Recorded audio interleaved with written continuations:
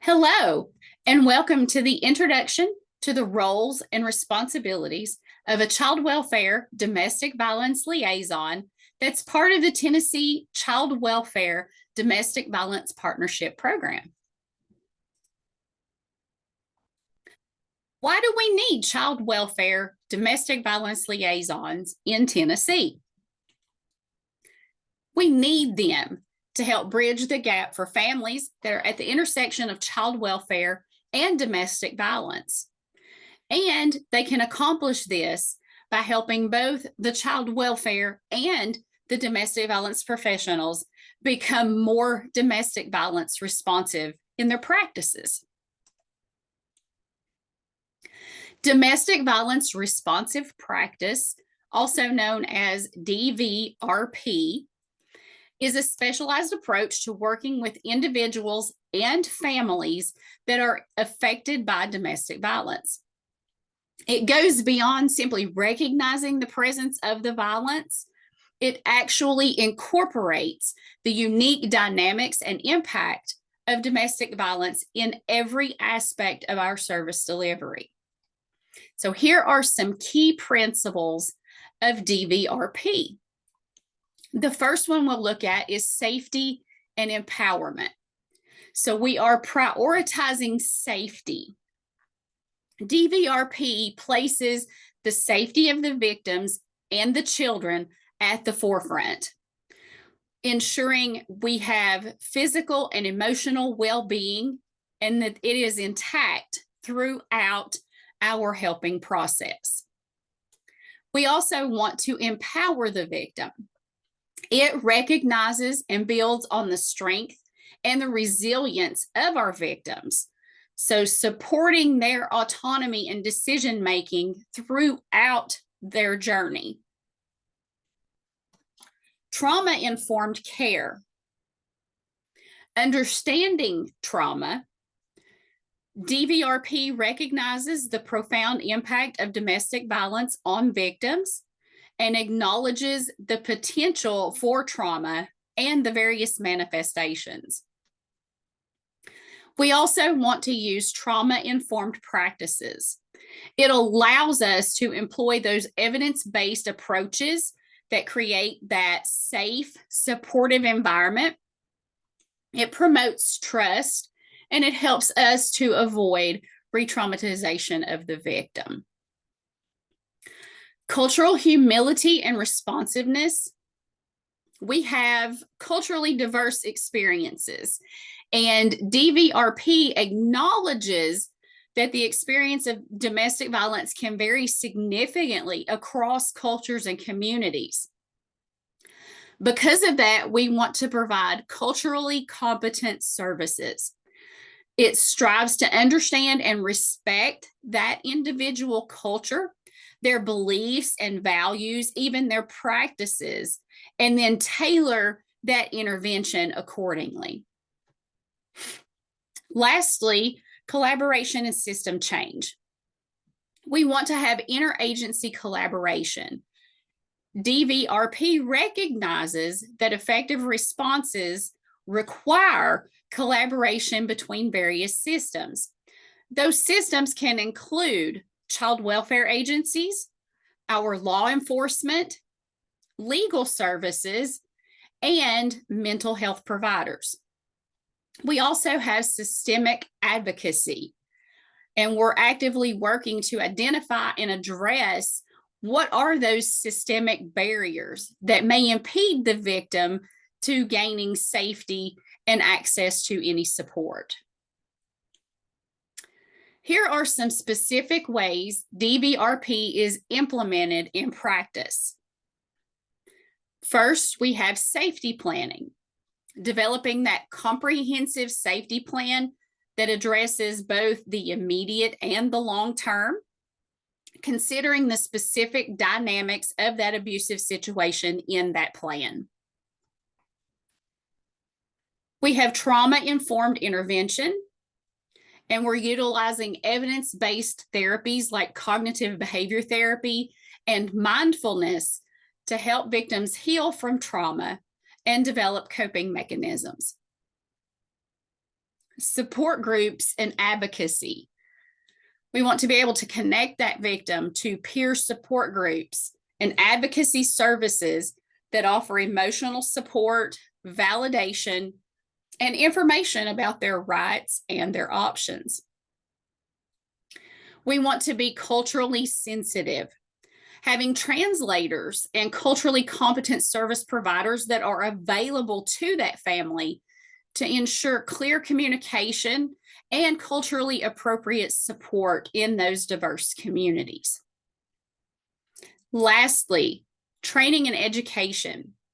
So equipping professionals across various sectors with the knowledge and skills that they need to effectively identify, assess, and respond to domestic violence.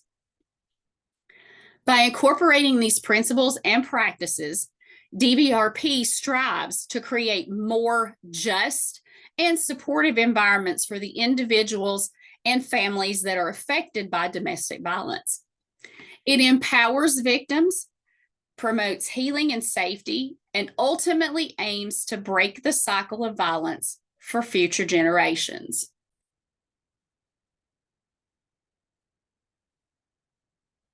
The lack of domestic violence responsive practice in Tennessee has significantly negative impacts. So let's look at the impacts for children. We have the increased risk of abuse and neglect. Without the coordinated efforts, children exposed to domestic violence might slip through the cracks. Their safety and their well-being can be jeopardized. Delayed or missed interventions can lead to repeated abuse, neglect, and even long-term trauma. In children, we also see confusion and instability. These children are caught in the crossfire of fragmented systems, and they can experience confusion, frustrations, and even feelings of helplessness. Inconsistent messages, conflicting assessments, and lack of a clear support structure can exacerbate their emotional distress and hinder their development. It also can create limited access for services. So when systems do not communicate effectively, those children might not receive that specialized support that they need to heal from trauma, develop those healthy coping mechanisms, and eventually break the cycle of violence. For families, re-traumatization and power imbalances. So these fragmented systems can re-traumatize families. They may be forced to navigate through complex bureaucracies, facing suspicion or blame, and conflicting interventions from different agencies. And that further disempowers them and exacerbates the existing power imbalance. Loss of trust and engagement. So when these families feel unheard, misunderstood, and unsupported by the systems that are meant to protect them, they may lose trust. They're going to withdraw from seeking help, and this can leave them isolated, vulnerable, and unable to access those essential services and resources. Difficulty achieving safety and stability. So without coordinated safety planning, families might struggle to escape an abusive situation or to even establish a safe and stable environment for their children. And this can lead to that repeated cycle of violence, homelessness, and instability. And then the big picture for our communities, we have an increased cost and inefficiency. Those fragmented systems lead to a duplication of service, wasted resources, and missed opportunities for early intervention. And this can strain budgets, limit resources for other critical programs, and ultimately increase the overall cost of addressing domestic violence and its consequences. We also see reduced public safety and well-being. When children and families remain trapped in the cycle of violence, the entire community suffers. Domestic violence can lead to increased crime rates, decreased productivity, and a decline in overall health and well-being. We also see the erosion of public trust.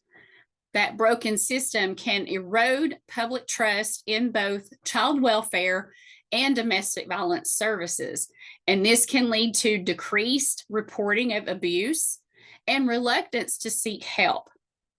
It also unbalances the sense of helplessness within the community. So, how do we bridge the gap?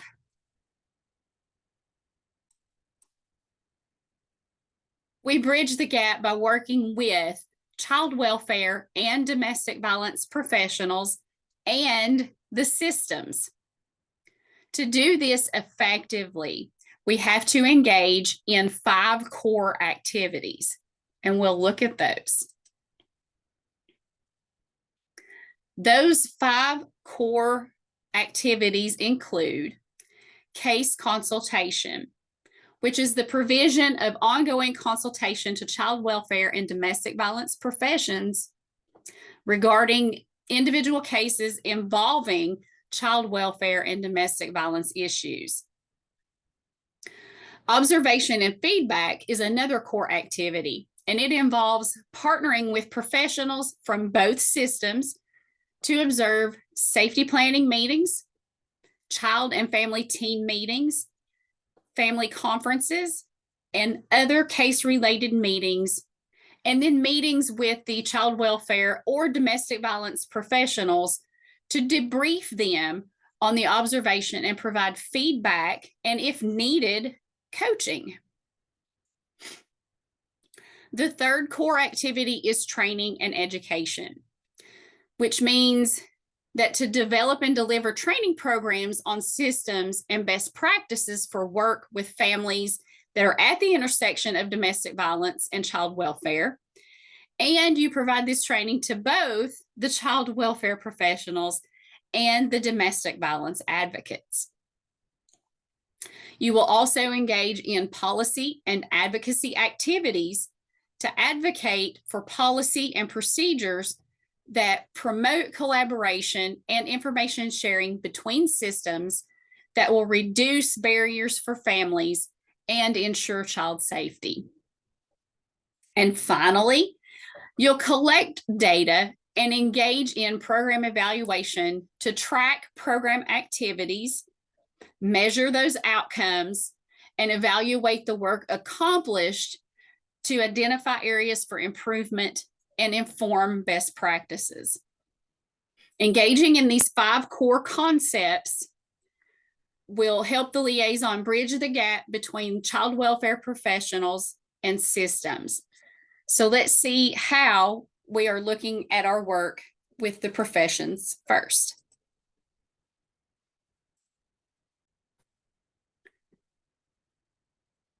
Despite working with overlapping populations, child welfare and domestic violence professionals often have a different training background and areas of expertise.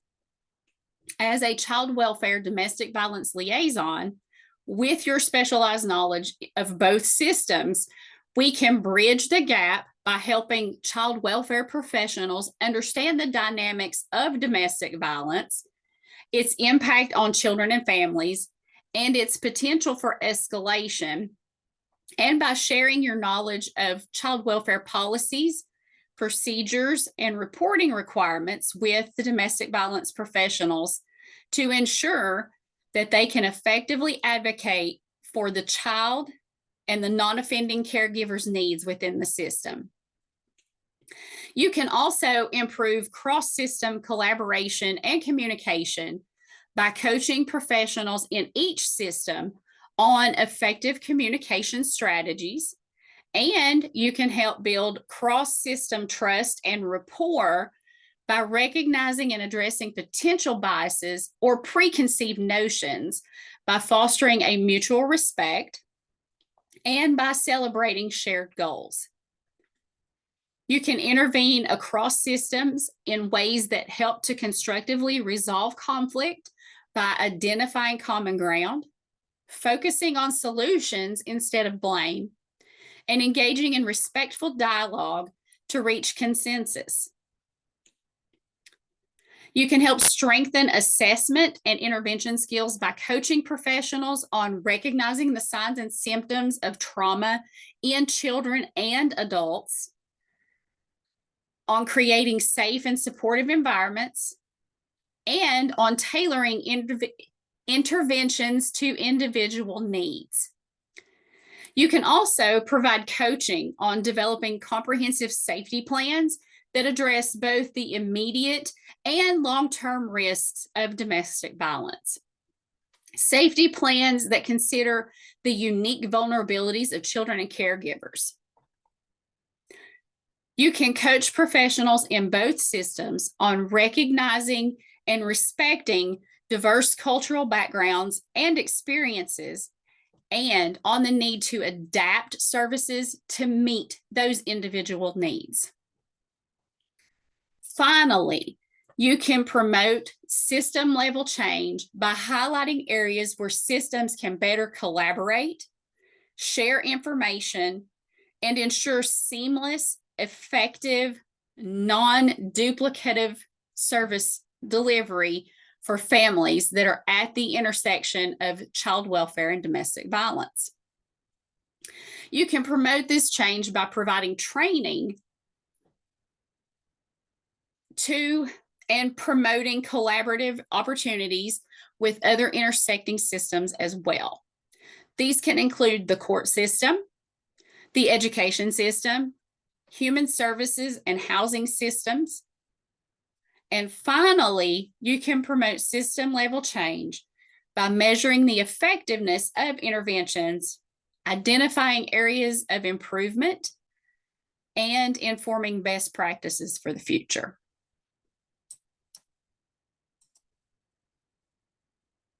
Engaging in those 5 core activities can also help liaisons bridge the gap between the systems.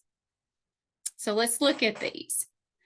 Enhancing child safety and well-being, supporting non-offending parents and caregivers, and increasing system accountability and responsiveness. As a child welfare domestic violence liaison, you will work with child welfare and domestic violence professionals to ensure that children exposed to domestic violence are identified, assessed, and receive appropriate support. Through a focus on perpetrator accountability and perpetration as a parent choice, you will also advocate for the child's needs within the child welfare system, ensuring that their safety, stability, and well-being remain at the forefront of all decisions and interventions. And you promote collaboration and information sharing between child welfare and domestic violence agencies, as well as between these agencies and other key stakeholders, preventing gaps and duplication of service. As a child welfare domestic violence liaison, you offer resources, support, and advocacy to the non-offending parent or caregivers who are experiencing domestic violence. You help them navigate the child welfare system, understand their rights and responsibilities, and access services to address the impact of domestic violence on their parenting capacity. Finally, and perhaps most importantly, you provide them with the advocate for their children's needs and ensure that their voices are heard in decision-making processes that impact their lives and the lives of the children. Finally, as a child welfare domestic violence liaison, you will be monitoring and evaluating the effectiveness of child welfare and domestic violence systems in responding to families that are affected by domestic violence. In your role, you have the unique opportunity to identify these systemic barriers and to advocate for policy changes that promote better outcomes for children and families. And you have the privilege of educating and training child welfare and domestic violence professionals on the dynamics of domestic violence, on its impact on children and families, and on domestic violence responsive best practices. Bridging these gaps between systems is crucial for protecting children, supporting families, and building safer, healthier communities. By fostering collaboration, information sharing, and trauma-informed practices, we can ensure that every child and family has access to support that they need to heal, break the cycle of violence, and thrive.